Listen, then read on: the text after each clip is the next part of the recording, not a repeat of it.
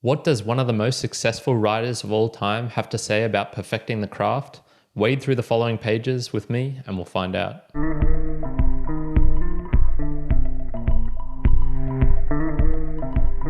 Welcome, mere mortals, to another book review, the book reviews that will help transcend you beyond mere mortality. And today I have the book for you, On Writing by Stephen King. I don't think any introduction is needed for this author. Stephen King is prolific.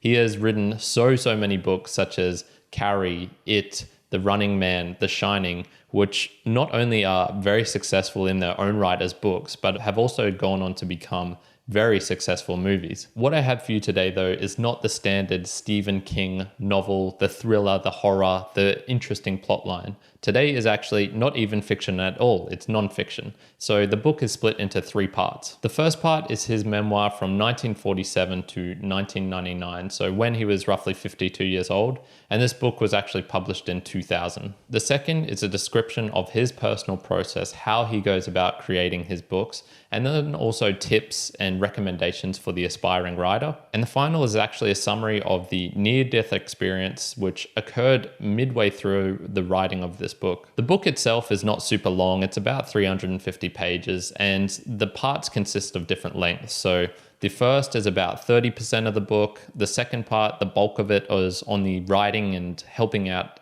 aspiring writers, 60%. And then the final 10% is the description of his accident. I normally like to talk about the themes of a book, but I'm going to do something a bit different today and talk about the plot, which is actually just the sections of the book. I'm going to actually combine the first and third because they sort of come together, the memoir and then also a little extra mini memoir at the end. What jumps out immediately is Stephen loves writing. Who'd have thunk it? And this comes across from day dot. So when as a kid he was writing for his mum or for his brother's shitty newspaper, when he was in high school getting in trouble for writing funny satire about the teachers, and then also as a teacher getting into his 20s when he had a family, when he had a kid, when he had responsibilities, he was still grinding away and writing all of the time. The struggle was definitely real for him for the first 27 years of his life, so until 1974 when cha-ching, cha-ching, payday. He was struggling with his family, living rather destitute when the book rights were sold for $400,000, of which he received half, so $200,000 US dollars in 1974 money, which nowadays, 2021, is about $1 million. So finally, he's broken through. He's sold his first book, but unfortunately, as we all know, money doesn't solve all your problems. He had developed an addiction to alcohol and drugs in general and required a strong intervention from his family and friends to realize, I'm going down a very dark and dangerous path here. He sorts himself out, gets back to writing, and well, the rest is history. He becomes a very prolific writer. However, that still doesn't solve all your problems. In 1999, while writing the middle of this book, an idyllic time for him, he was loving his wife, his kids were grown up, they were all coming together for a big family vacation, when he went out for a walk on the side of a highway and was hit by a car. Not only was he hit, he was smashed, and it resulted in a tremendous amount of damage to him. Broken ribs, broken legs, basically everything was broken. He was extremely lucky to survive and then had to get back the process of recovery, recuperation, rehabilitation, and also get back into the swing of being able to write again. Which transitions us nicely onto our next section, the on writing section, how he goes about his personal process and the tips that he uses. We start off with his description of a toolbox, and he has 3 levels in it, but says that there can be more, which are really fundamentals and order of importance. The first is vocabulary and grammar, the second form and style, and the third words and paragraphs. I'm not going to talk too much about these as he goes quite into detail into the book, so I'm going to talk a little bit about some of the direct tips and indirect tips that he provides. So some of the direct ones, easy to remember, keep it short. In between the first draft and the second draft, he recommends cutting at least 10% of what has been written. Adverbs, get rid of them. So clearly, definitively, lovely, all of those ones with the ly in it, he always says get rid of them. They're just not needed, they're unhelpful and confusing at best. And this one, not really new advice, nothing too crazy out there, but to be a good writer, you need to read lots and you need to write lots. So those were a couple of the real clear, direct this is what you should do as a writer. And if you don't do these, you're probably going to have a bad time.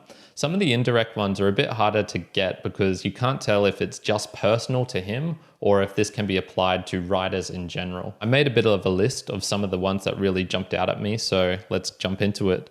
The first, personal process in his room and space. So he would talk about what type of desk he used, what type of things on the desk, what type of day he would go into it. Another would be small examples of the greats and how they could break the rules. So even though there's all these rules and rough structures in place, sometimes the greatest art actually comes from the bending of the rules, of changing something, doing something slightly different. Another would be caring about the language and caring about the reader as well. So you write for yourself, but then open the door up and let others come in and provide feedback. So you're not just fixating solely on what you would enjoy reading, but also what the general public would love. Telling the truth as well, which is hilarious coming from a guy who writes fiction. But what he means by this is not writing things because you think they will do well for a popular audience, or that this topic is amazing and is really hot right now, it's trending, I should write a book about this. And probably what I would say most important of all is that the story comes above all else.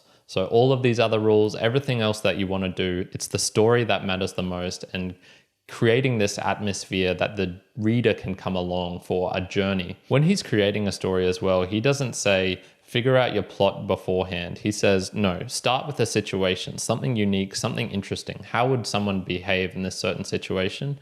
And keep writing until the plot eventually develops from there.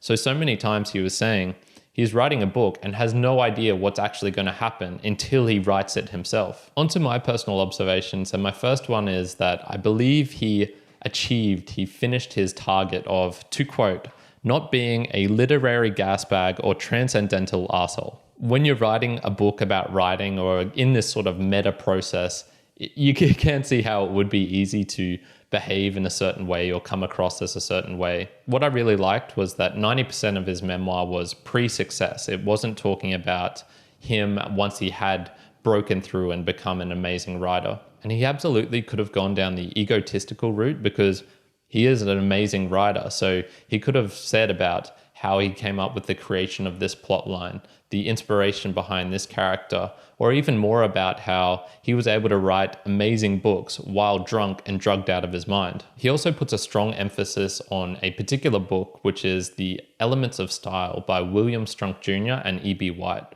I've actually read or skimmed over this book in the past, and I found it quite useful, even though I'm not a writer, to think about some of these essential elements of what it is to create good writing. The last one is a little bit humorous, and he was talking about how many books he actually reads per year, and it's sort of in the 60, 70, 80 range. And I myself am reading about that much at the moment, and I thought, oh, could I be the next great writer? Could I be the next great Stephen King? And the answer came immediately, obviously, no. Unfortunately, you not only need to enjoy reading, but you also need to enjoy writing, and that is just something that is not up my alley. However, he does provide some good book lists right at the end of things that he's really enjoyed and have helped him as a writer.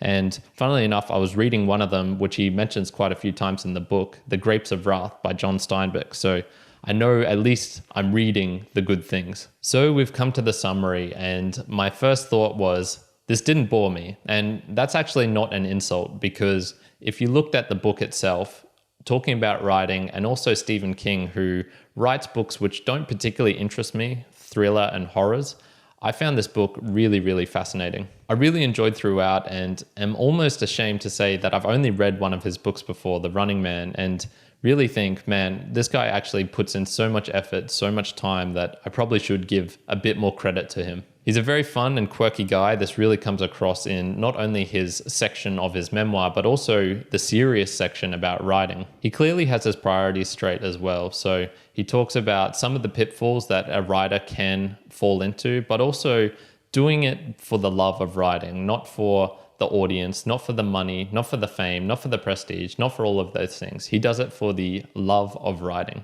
So from reading this book, it absolutely makes you want to be a writer, even though that might not be the best case for you personally. I would highly recommend this book for writers, obviously, but I would also say for people in general who have a love of language, which is what actually really drew me in. I really enjoy learning Spanish and learning other things of German, the grammar, the structure.